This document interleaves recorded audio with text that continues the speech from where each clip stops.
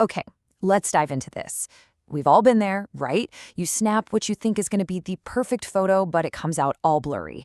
Or maybe you're watching a video feed and it's just a mess of static. Now, for decades, we've tried to fix these kinds of broken images by just, well, throwing a ton of math at the problem. But what if there's a smarter way? What if, instead of just trying to calculate our way out of this mess, we could actually teach a computer to make an intelligent, informed guess about what the image should have looked like in the first place? You know, that one simple question, it changes everything. And this image here, it really shows you what I'm talking about.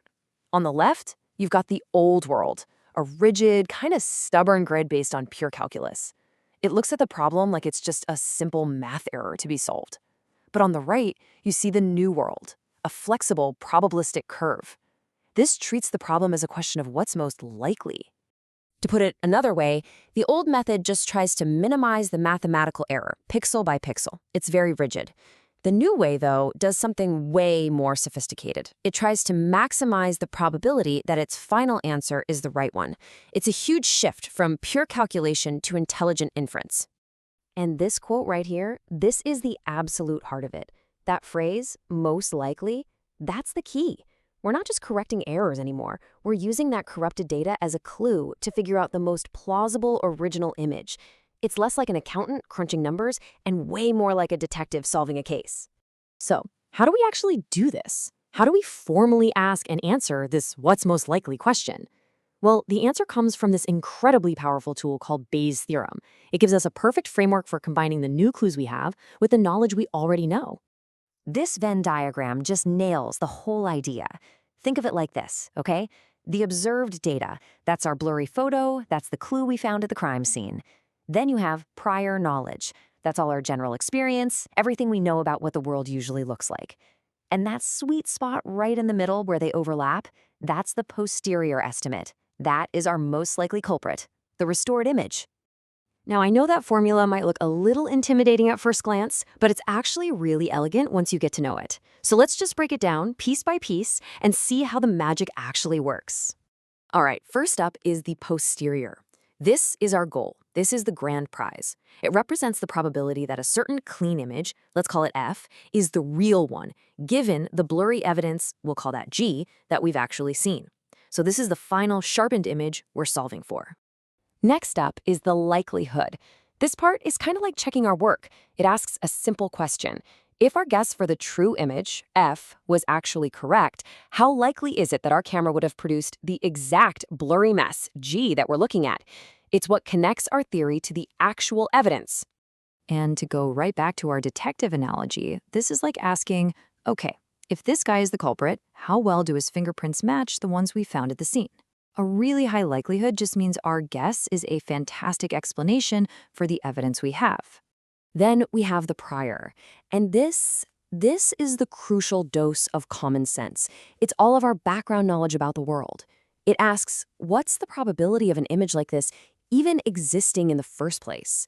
This is what stops the computer from guessing something totally absurd, like a face with 3 eyes or a perfectly sharp image made of just random noise. Yeah, to put it simply, the prior is the part of the equation that just knows things.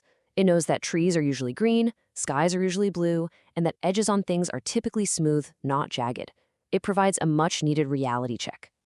And finally, we have the evidence. Honestly, you can just think of this as the bookkeeper of the formula. It's what we call a normalizing constant. It doesn't really change our answer, it just makes sure all the probabilities add up to 100%, like they should. It's super important for the math, but for understanding the core idea, you don't need to sweat it. So let's put it all back together.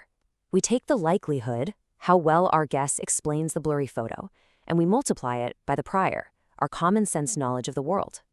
And that amazing combination gives us our answer, the posterior, the most probable true image. It's just a beautiful and elegant way to blend new evidence with past experience. All right, so we've walked through the theory. Now for the payoff. How does this all come together to actually fix that broken image we started with? The process is actually wonderfully simple. Step 1, you start with the evidence you have, that blurry image. Step 2, you combine it with your prior knowledge, your understanding of what real-world pictures are supposed to look like. And step 3, from those 2 ingredients, you calculate the most probable, most plausible, and beautifully restored version of the original scene. So, okay, why does any of this matter beyond just getting sharper vacation photos?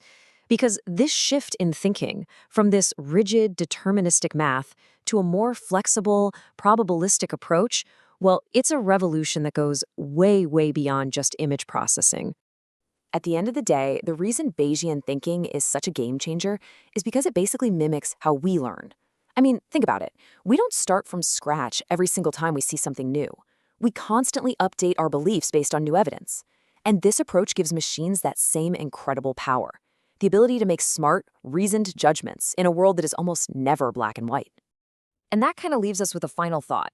This method works wonders for images, sure, but it also works for medical diagnoses, for weather forecasting, even for understanding the stock market. It really makes you wonder, what other incredibly complex problems could we solve? What else could we understand? If we just start by asking that one simple but unbelievably powerful question, what's most likely?